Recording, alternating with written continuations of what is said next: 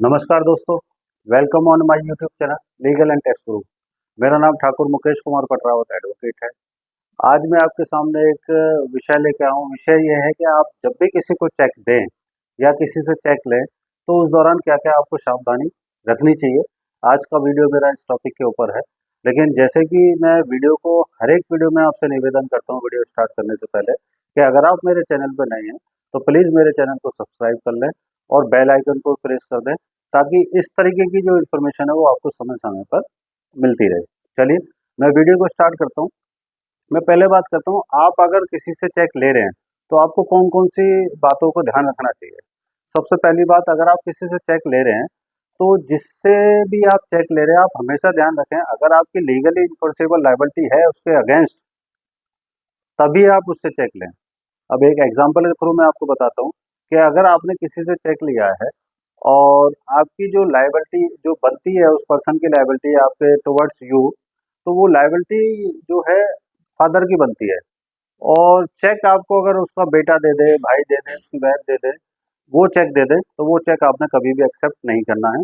आपने चेक हमेशा उसी का लेना है जिसकी लीगली इन्फोर्सेबल लायबिलिटी है, जिसके जिसको आपने पैसा दिया था या जिसको आपने कोई बिल रेज किया है या जिससे आपको कोई पैसा लेना देना है, जिससे पैसा लेना है आप चेक उसी से लें। पहली बात। दूसरी बात मैं आज यहाँ पे बात करूँगा कि अगर आप किसी से भी चेक ले रहे हैं, तो आप ये हमेशा ध्यान रखें कि उस चेक को आप अपने सामने फिल करवाएँ। उसमें आपका नाम, अमाउंट, डेट वो आप अपने सामने फिल करवाएँ सारा। इसके साथ-साथ जब वो सिग्नेचर करें, तो साइन जो होते हैं, साइन आप वैलिडेट नहीं कर सकते। क्यों? क्योंकि वो बैंक में क्या साइन करता है और आपको चेक पे क्या साइन करके दे रहा है, ये आप वैलिडेट नहीं कर सकते। लेकिन यहाँ पे एक आपके पास में एक ऑप्शन होता है, क्योंकि कुछ डॉक्यूमेंट्स ऐसे होते हैं जहाँ पे साइन होते हैं। जैसे कि एक एग्जांपल के थ्रू मैं बता दूँ, जो हमारा पैन कार्ड होता है, पैन कार्ड के ऊपर हमेशा आदमी के सिग्नेचर होते हैं। तो आप कोशिश ये करें कि जिससे भी आप चेक ले रहे हैं, आप उससे पैन कार्ड की कॉपी लें, आप उससे आधार की कॉपी लें और उसके साथ-साथ आप जब वो चेक पे साइन कर रहा है वो पर्सन, वो चेक पे जो साइन करे वो आपके सामने साइन करे और वो जो चेक पे साइन कर रहा है वो आप साइन एक बार के लिए जो पेन पे जो सिग्नेचर है उससे आप मैच कर सकते हैं, जिससे आपका जो चेक है वो चेक का अगर कभी फ्यूचर में बाउंस हुआ तो वो चेक जो है सिग्नेचर मिसमैच की वजह से बाउंस नहीं होगा। वो चेक जो बाउंस होगा इनसफिशिएंट फंड की वजह से या अकाउंट क्लोजर की वजह से या स्टॉप पेमेंट की वजह से या अदर कोई भी रीजन हो सकता है, उस वजह से रिटर्न होगा, सिग्नेचर मिसमैच की वजह से रिटर्न नहीं होगा। क्योंकि सिग्नेचर मिसमैच अगर आपका आ रहा है 138 में, वो 138 एनआई एक्ट में केस तो बनता है, लेकिन केस वो इतना स्ट्रांग नहीं हो पाता है क्योंकि वो ये पीडिया ले सकता है अपनी डिफेंस में, ये डिफेंस ले सकता है कि ये चेक मैंने इसको दिया ही नहीं है, ये साइन मेरे नहीं है और वो एक स्ट्रांग डिफेंस मानी जाती है एनआई एक्ट 138 के अंदर जो है, तो वो एक स्ट्रांग डिफेंस होती है। तो इसलिए हमेशा आप ध्यान रखें कि जब भी आप किसी से चेक ले रहे हैं तो चेक को पूरा अपने सामने फिल करवाएं और उस पर जो सिग्नेचर है सिग्नेचर को उसके पैन कार्ड से वैलिडेट करें। अब मैं बात कर रहा हूँ कि जब आपको किसी ने चेक दिया है, तो आप जो पर्टिकुलर डेट है, जिस डेट का वो चेक दिया गया है, विद इन 3 मंथ्स आप उस चेक को बैंक में डालें। अगर वो चेक जो है बाउंस हो जाता है, तो आपके पास में रेमेडी अवेलेबल होती है कि आप उसको एक डिमांड नोटिस या लीगल नोटिस उसको भेजें। अपने काउंसिल या अपने एडवोकेट से इमीडिएटली इसके रिगार्डिंग बात करें और हमेशा कंसल्ट करने के बाद ही लीगल नोटिस को भेजा जाए। अपने सारे जो फैक्ट्स हैं, वो अपने एडवोकेट को आप बताएँ, जिसके बेसिस पे वो अपना लीगल नोटिस या डिमांड नोटिस जो है उसको इश्यू करे।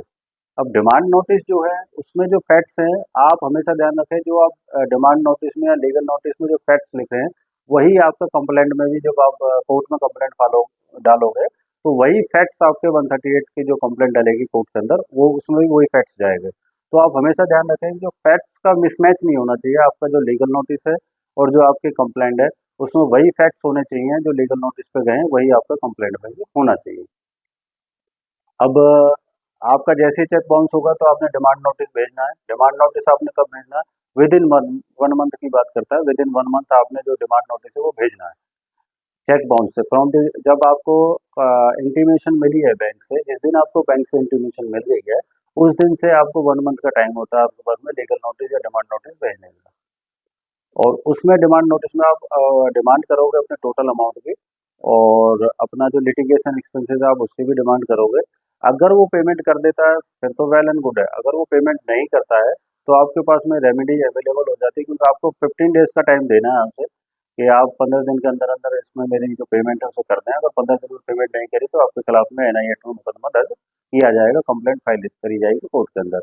अगर उसने ऐसा नहीं किया तो आपके पास में फर्दर फिर टाइम लिमिट आपकी 130 डेज का आपके पास में 1 मंथ फिर आ जाता है।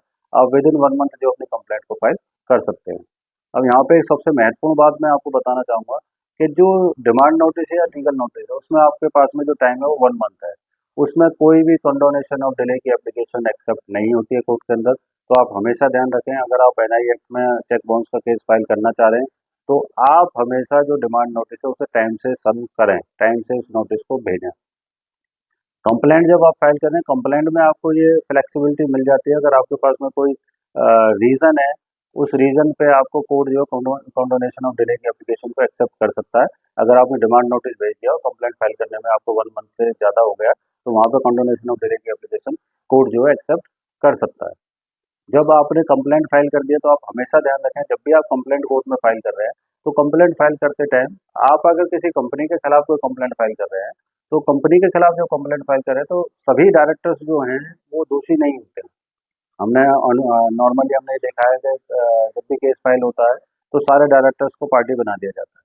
अगर आप सारे डायरेक्टर्स को पार्टी बना रहे हैं, सेक्रेटरी को पार्टी बना रहे हैं, सारे सिग्नेटरी को पार्टी बना रहे हैं, तो आप हमेशा ध्यान रखें आप अपनी कंप्लेंट के अंदर पर्टिकुलर हर एक पर्सन का कंपनी में क्या रोल है और वो कैसे 138 के जो दोषी बन रहे हैं ये आपको ब्रीफ लिखना पड़ेगा। अगर आपने ऐसा नहीं लिखा है तो आपकी कंप्लेंट डिसमिस हो सकती है हाई कोर्ट से। लोअर कोर्ट तो आपकी कंप्लेंट को एक्सेप्ट कर लेगा, हो सकता है आपके फेवर में भी ऑर्डर दे दे, लेकिन अगर वो कंप्लेंट हाई कोर्ट जाएगी तो वो कंप्लेंट डिसमिस हो जाएगी। इसीलिए आपको जब भी आप किसी कंपनी के अगेंस्ट में कोई केस डालें तो आप हमेशा डायरेक्टर्स जो हैं उनकी अकाउंटेबिलिटी डिसाइड करें कि ये किस तरीके से एनआई एक्ट के अंदर दोषी है, तभी आप उनको पार्टी बनाएं, अदरवाइज आप उनको पार्टी ना बनाएं। अब बात करते हैं, जब आपने कंप्लेंट डाली तो कंप्लेंट हो सकता है किसी इंडिविजुअल पर्सन के खिलाफ हो। तो जब आप इंडिविजुअल पर्सन के खिलाफ कोई कंप्लेंट डाल रहे हैं तो उसमें उसके जितने भी एड्रेस आपके पास में अवेलेबल है, उसकी ईमेल आईडी अवेलेबल है, उसका व्हाट्सअप नंबर अवेलेबल है, जो भी कुछ आपके पास में अवेलेबल है वो आप वहाँ पे मेंशन करें। अगर एक एड्रेस पे नोटिस सर्विस नहीं हुआ है तो हो सकता है दूसरे तीसरे एड्रेस पे सर्विस हो जाए। तो आप इसका भी हमेशा ध्यान रखें कि जितने एड्रेस आपके पास में एक्यूज के अवेलेबल है आपको वो सारे एड्रेस वहाँ पे डालने चाहिए। इसके साथ-साथ जब आप कंपनी का, जैसे मैं बता रहा था, डायरेक्टर्स को तो आप पार्टी बनाते ही हैं, डायरेक्टर्स को तो आप एक्यूज़ बनाते ही हैं, इसके साथ-साथ आपको कंपनी को भी नोटिस कराना चाहिए, हमेशा आप ध्यान रखें। आप जब कोर्ट से नोटिस हो जाता है, तो नोटिस होने के बाद में, जब कोर्ट से नोटिस हुआ है, तो कोर्ट से नोटिस हो जाने के बाद में या तो एक्यूज़ जो है प्रेज़ेंट हो जाते हैं, अगर वो प्रेज़ेंट नहीं होते हैं, तो अगली डेट पे कोर्ट जो है बेलेबल वारंट इश्यू कर देता है और उसके बेलेबल वारंट के बाद में नॉन बेलेबल वारंट इश्यू होते हैं। उसके बाद में पीओ प्रोसीडिंग 82-83 की जो प्रोसीडिंग है, जैसे कि मैंने पहले भी अपनी एक वीडियो बनाई थी, उसमें मैंने बताया था 82 की जो सीआरपीसी है उसकी प्रोसीडिंग क्या होती है, 83 की प्रोसीडिंग क्या होती है। 82 में ये है कि जो पर्सन है अगर वो अपीयर नहीं हुए हैं कोर्ट के अंदर नॉन अवेलेबल वारंट के बाद भी, तो पीओ प्रोसीडिंग में चला जाता है, कोर्ट उसे प्रोक्लेम्ड ऑफेंडर डिक्लेयर कर देता है और आपको ये रेमेडी अवेलेबल हो जाती है 82 की प्रोसीडिंग होने के बाद में कि आप 83 की प्रोसीडिंग में जा सकते हैं। अगर आपके पास में कोई एक्यूज के प्रॉपर्टी की डिटेल है तो आप कोर्ट में अपनी प्रॉपर्टी की जो डिटेल है वो सबमिट कर सकते हैं। कोर्ट प्रोक्लेमेंडर ऑफेंडर जो है उसके अगेंस्ट में उस प्रॉपर्टी को अटैच कर सकता है। अगर उस ऑफेंडर के पास में कोई प्रॉपर्टी है और आपके पास में उसकी लिस्ट ऑफ प्रॉपर्टी आपने कोर्ट में सबमिट कर दी है तो कोर्ट आप उसमें उस प्रॉपर्टी को भी अटैच कर सकता है। धन्यवाद दोस्तों। होप आपको समझ में आया होगा कि चेक लेते टाइम और देते टाइम आपको क्या क्या सावधानी रखनी चाहिए और केस को टाइम, सबसे महत्वपूर्ण चीज़ एनआई एक्ट के अंदर है समय। समय जो है एक टाइम लिमिट है हर चीज़ की, तो आप उस टाइम लिमिट में सारे कामों को करें, अदरवाइज आप कंप्लेंट फाइल नहीं कर पाएंगे। धन्यवाद दोस्तों।